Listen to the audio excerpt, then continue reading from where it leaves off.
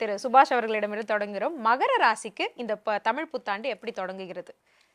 மகர ராசி காலபுருஷனுடைய 10ஆம் வீடு கர்மஸ்தானம். இது மகர ராசிக்கு பல சிறப்புகள் இருக்குது. அதில் ஒன்று என்னென்னா ஜீவனம். அதாவது ஒரு மனிதன் எப்படி வாழ்வான், எந்த நிலையில் இருப்பான் அப்படிங்கிறத உறுதிப்படுத்தக்கூடிய இந்த ராசி நபர்கள் 7.5 சனிலேருந்து விடுபட போகிறாங்க. பிரேக்கிங் நியூஸ் இதுதான். இப்போ முதல்ல 2 விஷயம் பொனான்சா, டபுள் பொனான்சா மாதிரி. ஒன்று 7.5 சனி விடுபடுறது, ரெண்டாவது சனி 3ஆம் இடத்துக்கு உபஜயஸ்தானத்துக்கு சனி போகிறது.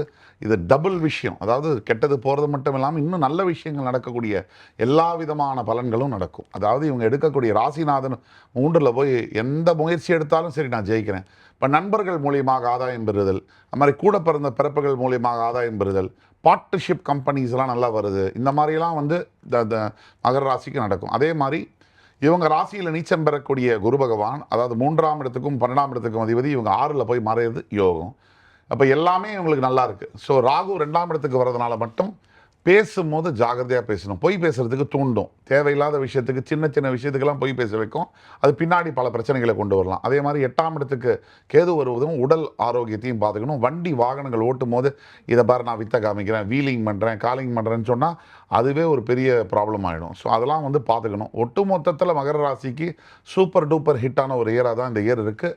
மகரத்துக்கு 90 அவுட் ஆஃப் 100 மார்க்ஸ் கொடுக்கலாம்.